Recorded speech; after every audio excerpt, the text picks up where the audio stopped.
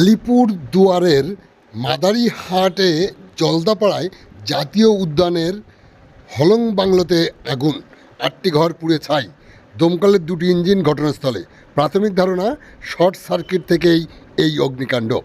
আপনারা দেখছেন সেই বিশেষ মুহূর্তের ধারণকৃত ভিডিও চিত্র আজকের স্বপ্নগরের ক্যামেরায়। বন দপ্তরের একটি সূত্র জানাচ্ছে, মঙ্গলবার রাত 9:15 নাগাদ আগুন ধরে যায় ঐতিহাসিক ওই বনবাংলোটিতে। কাঠের ঘর অল্প সময়ে দাউ দাউ করে জ্বলতে থাকে। বাংলোয় যে কটি ঘর ছিল সবগুলি ব্যাপক ক্ষতিগ্রস্ত হয়েছে বলে প্রাথমিকভাবে খবর। কার্যত ভস্মীভূত হয়ে গিয়েছে পর্যটকদের অত্যন্ত পছন্দের জলদাপাড়ার হলং বন বাংলো। তবে বর্ষার মৌসুমে বর্তমানে জলদাপাড়া জাতীয় উদ্যান বন্ধ রয়েছে পর্যটকদের জন্য।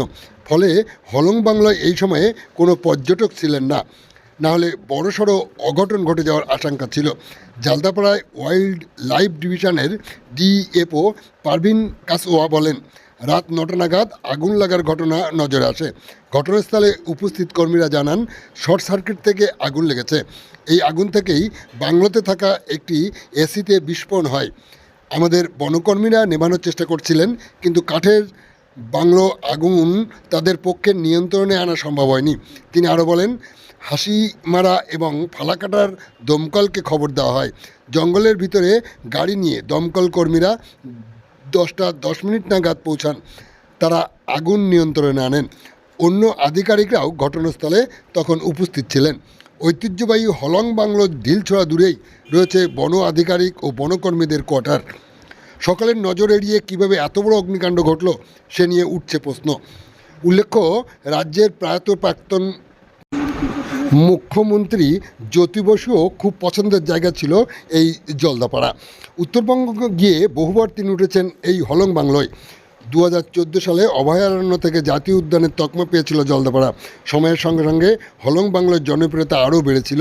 সেই হলং বন বাংলো মঙ্গলবারে বিধ্বংসী অগ্নিকাণ্ডে পুড়ে হলো ছাই।